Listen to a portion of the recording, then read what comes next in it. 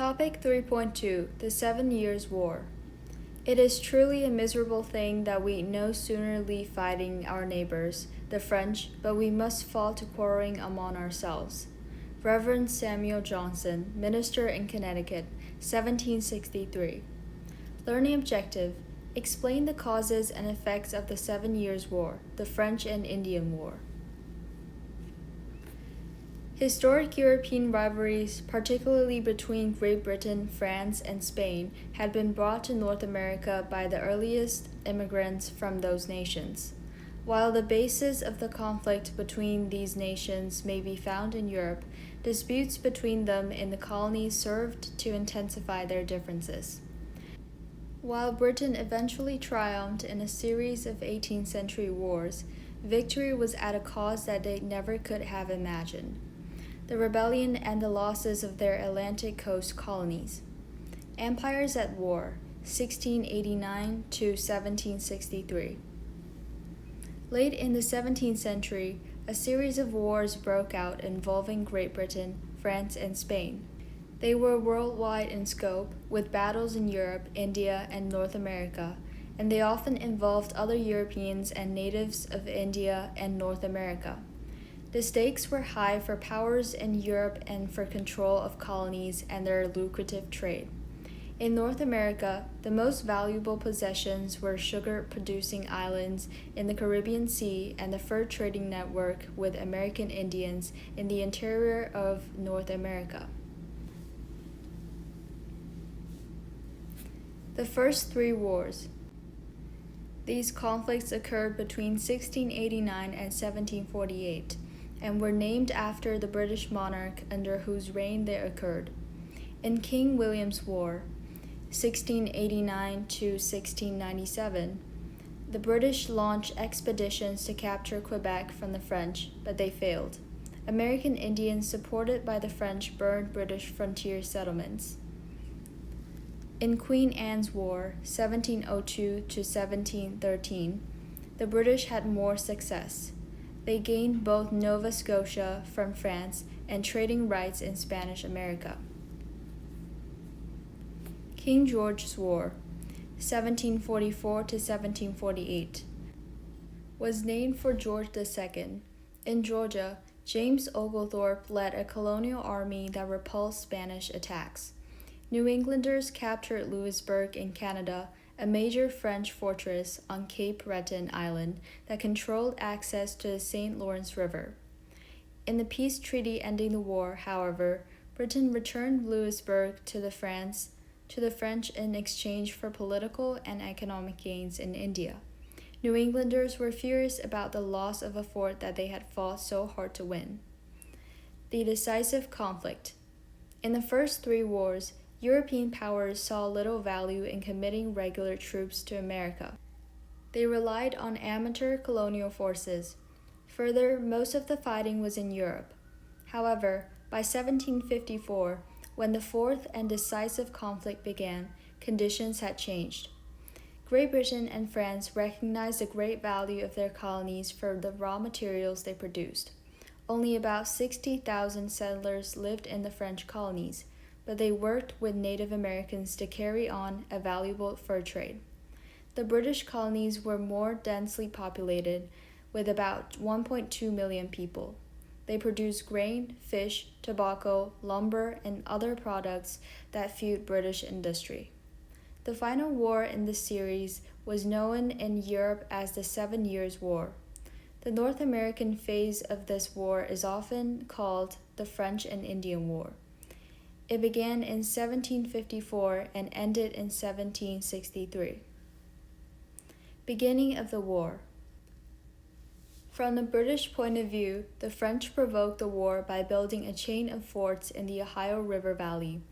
One reason the French did so was to halt the westward growth of the British colonies. Hoping to stop the French from completing work on Fort Duquesne, Pittsburgh, and thereby win control of the Ohio River Valley, the governor of Virginia sent a small militia armed force under the command of a young colonel named George Washington. After gaining a small initial victory, Washington's troops surrendered to a superior force of Frenchmen and their American Indian allies on July 3, 1754. With this military encounter in the wilderness, the final war for empire began. At first, the war went badly for the British. In 1755, another expedition from Virginia, led by General Edward Braddock, ended in a disastrous defeat, as more than 2,000 British regulars and colonial troops were routed by a smaller force of both French troops and American Indians near Fort Duquesne. The Algonquin allies of the French ravaged the frontier from western Pennsylvania to North Carolina. The French repulsed a British invasion of French Canada that began in 1756. The Albany Plan of Union. Recognizing the need for coordinating colonial defense, the British government had called for representatives from several colonies to meet in a congress at Albany, New York, in 1754. The delegates from 7 colonies adopted an agreement, the Albany Plan of Union, developed by Benjamin Franklin, that provided for an intercolonial government and a system for recruiting troops and collecting taxes from the various colonies for their common defense. Each colony was too concerned about preserving its own taxation powers to accept the plan, however, and it never took effect. The Albany Congress was significant, however, because it set a precedent for later, more revolutionary congresses in the 1770s. British victory. British Prime Minister William Pitt concentrated the government's military strategy on conquering Canada. This objective was accomplished with retaking of Louisbourg in 1758, the surrender of Quebec to General James Wolfe in 1759, and the taking of Montreal in 1760. After these British victories, the European powers negotiated a peace treaty, the Peace of Paris, in 1763. Great Britain acquired both French Canada and the Spanish Florida. In compensation for Spain's loss of Florida, France gave up to Spain its huge territory west of the Mississippi River, known as Louisiana. With this treaty, the British extended their control of North America, and French power on the continent virtually ended. Immediate effects of the war. Britain's victory in the 7 Years' War was a turning point in the military and diplomatic conflict for control of North America among the British, the French, the colonists, and the various tribes of American Indians. It gave Great Britain unchallenged supremacy among Europeans in North America. It challenged the autonomy of many American Indians. It established the British as the dominant naval power in the world. It meant that American colonies no longer faced the threat of concerted attacks from the French, the Spanish, and their American Indian allies. More important to the colonies, though, was a change in how the British and the colonists viewed each other. The British view of the war. The British came away from the war with a low opinion of the colonial military abilities. They held the American militia in contempt as a poorly trained, disorderly rabble. Furthermore, they noted that some of the colonies had refused to contribute either troops or money to the war effort. Most British were convinced that the colonists were both unable and unwilling to defend the new frontiers of the vastly expanded British Empire. The colonial view of the war. The colonists took an opposite view of their military performance. They were proud of their record in all 4 wars and developed confidence that they could successfully provide for their own defense. They were not impressed with the British troops or leadership, as their methods of warfare seemed badly suited to the densely wooded terrain of Eastern America. Reorganization of the British Empire. More serious than resentful feelings stirred by the war experience was the British government's shift in its colonial policies. Previously, Britain had exercised little direct control over the colonies and had not enforced its navigation acts regulating colonial trade.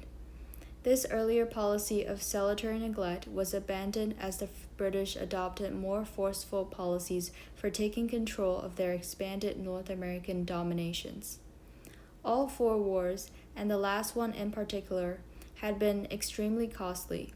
In addition, Britain now felt the need to maintain a large British military force to guard its American frontiers. Among British landowners, pressure was building to reduce the heavy taxes that the government had levied to fund the colonial wars. To pay for troops to guard the frontier without increasing taxes at home, King George III and the dominant political party in Parliament, the Whigs, wanted the American colonies to bear more of the cost of maintaining the British Empire. Pontiac's Rebellion. The first major test of the new British imperial policy came in 1763 when Chief Pontiac led an attack against colonial settlements on the western frontier. The American Indians were angered by the growing westward movement of European settlers onto their land and by the British refusal to offer gifts as the French had done. Pontiac's alliance of American Indians in the Ohio River Valley destroyed forts and settlements from New York to Virginia. Rather than relying on colonial forces to retaliate, the British sent regular British troops to put down the uprising. Proclamation of 1763. In an effort to stabilize the western frontier, the British government issued a proclamation that prohibited colonists from settling west of the Appalachian Mountains. See map in topic 3.3. The British hoped that limiting settlements would prevent future hostilities between colonists and American Indians, but the colonists reacted to the proclamation with anger and defiance. After the British victory in the 7 Years' War, colonists hoped to reap benefits in the form of access to western lands. For the British to deny such benefits was infuriating. Defying the proclamation, thousands streamed westward past the imaginary boundary line drawn by the British. Growing British colonial tensions. The divergent views on the war and the changes in British imperial policies provided the context for conflict between Great Britain and its North American colonies. These conflicts would become more intense as the two sides debated issues of taxation and representation. Key terms by theme: Empire, 7 Years' War, French and Indian War, George Washington, Edward Braddock, Albany Plan of Union, 1754, Peace of Paris, 1763, Salutary Neglect, American Indians, Pontiac's Rebellion, Proclamation of 1763.